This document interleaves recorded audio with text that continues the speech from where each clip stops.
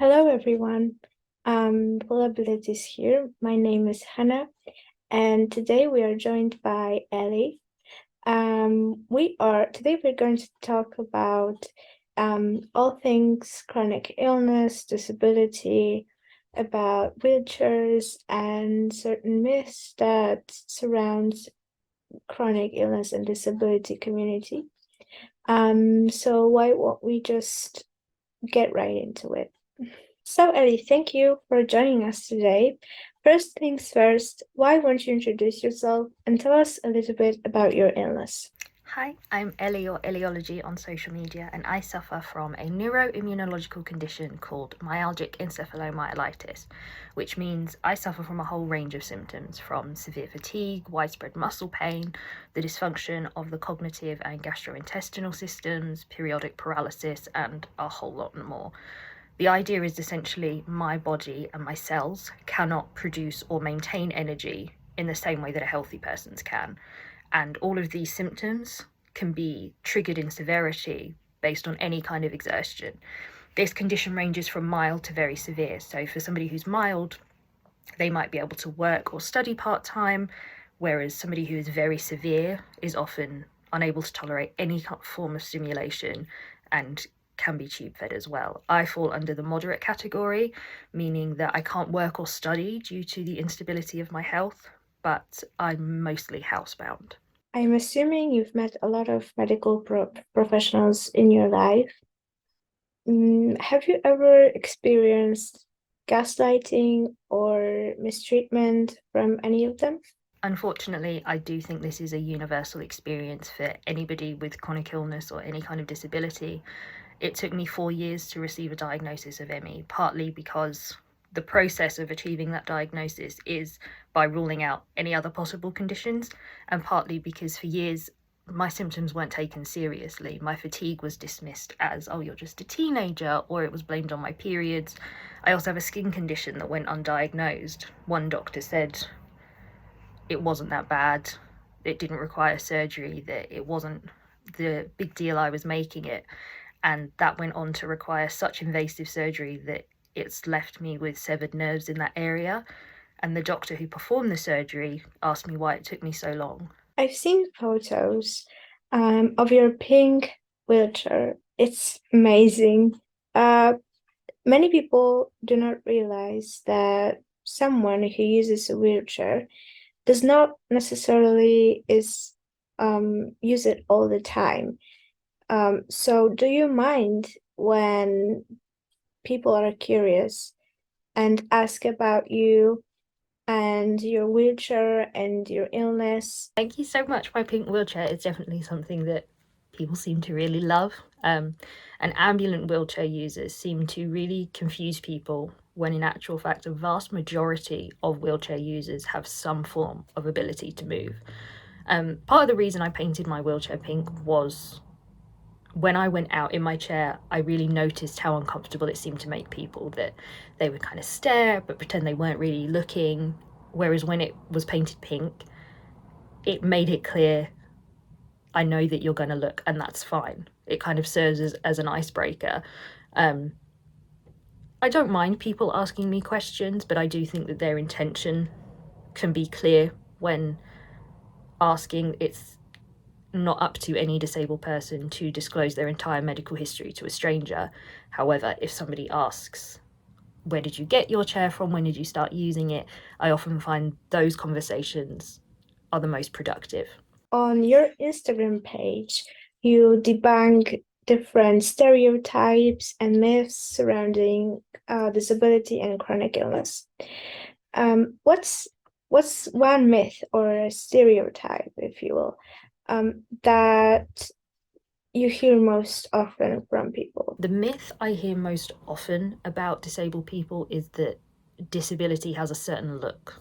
There is this misconception that if you are not in a wheelchair 24/7, then you can't be disabled. And that is such an inaccurate and outdated idea. And it feeds into the stigma that if I don't have a form of mobility aid, or if I don't look that certain way, I cannot define myself as disabled. But disability can look so different for different people. The same condition can look so different on different people, and one person with one condition throughout their life can look vastly different, which is known as a dynamic disability. I've definitely found that people on the internet seem to struggle with the idea of somebody being disabled who's young, or a young woman in a pink outfit can't possibly be disabled. With your bright outfits and optimism, you inspire people to be bold and wear what they want. Does fashion play any role in coping with your chronic illness? I love the way that you've defined my fashion here. I would definitely say that fashion plays a role in coping with my medical conditions. It's a way of expressing myself. I used to have singing and dancing and performing, and my body simply can't do that anymore.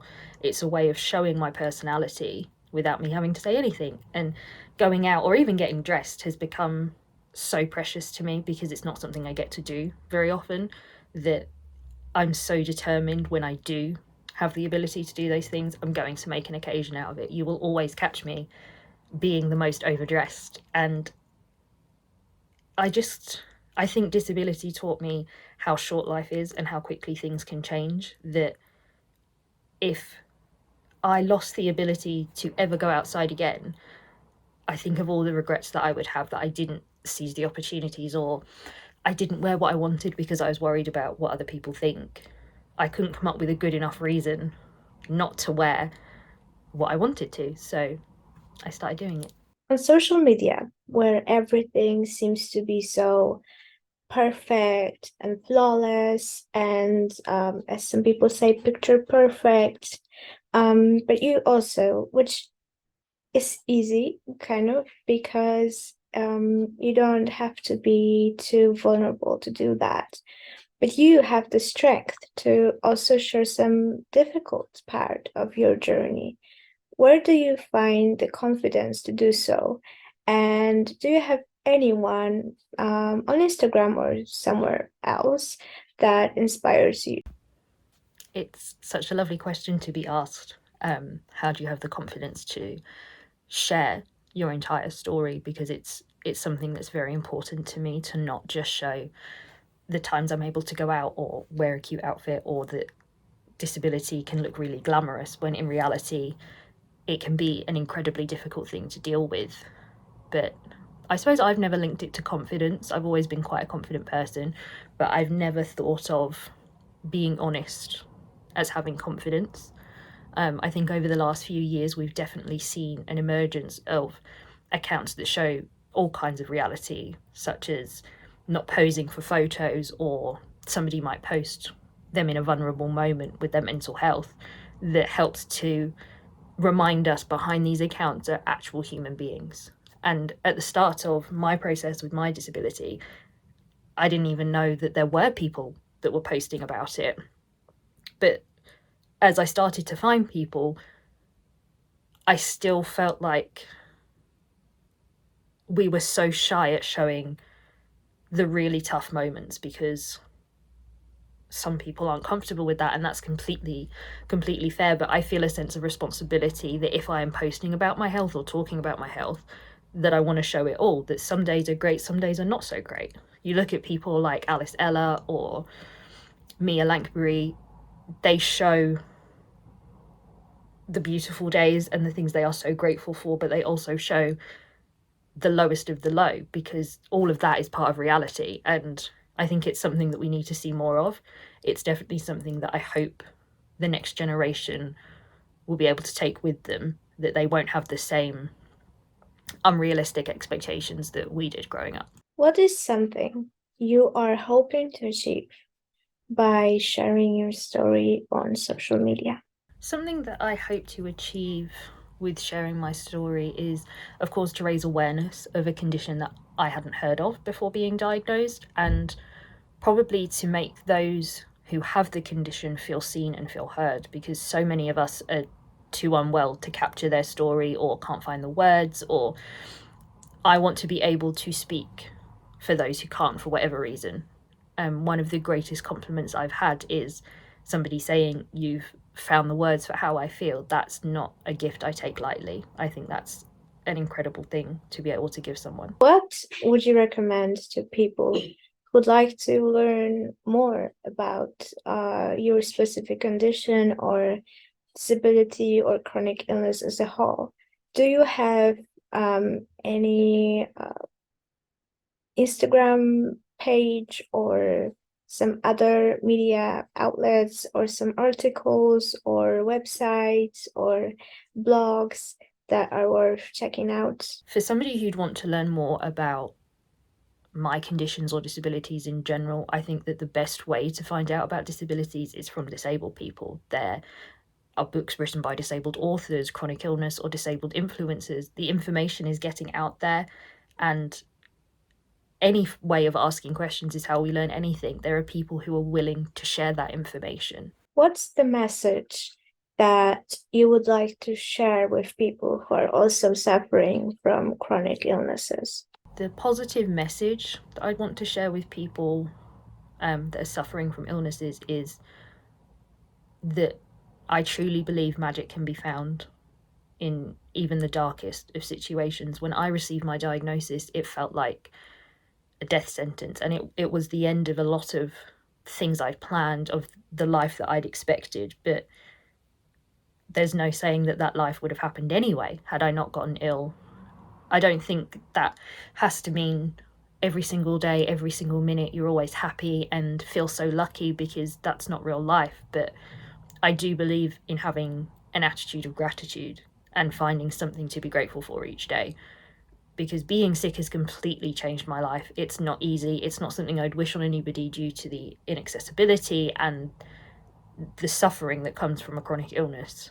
But I am choosing to let go of what I thought life was supposed to look like and celebrate everything I do get to have. Okay, so Ellie, thank you so much for being here and sharing your story with us. We are very, very thankful that you agreed to do this. For anyone who would like to learn more about Ellie, we are going to put all the links, necessary links in the description. That's pretty much all. So Ellie, again, thank you. Thank you for watching and see you in the next one.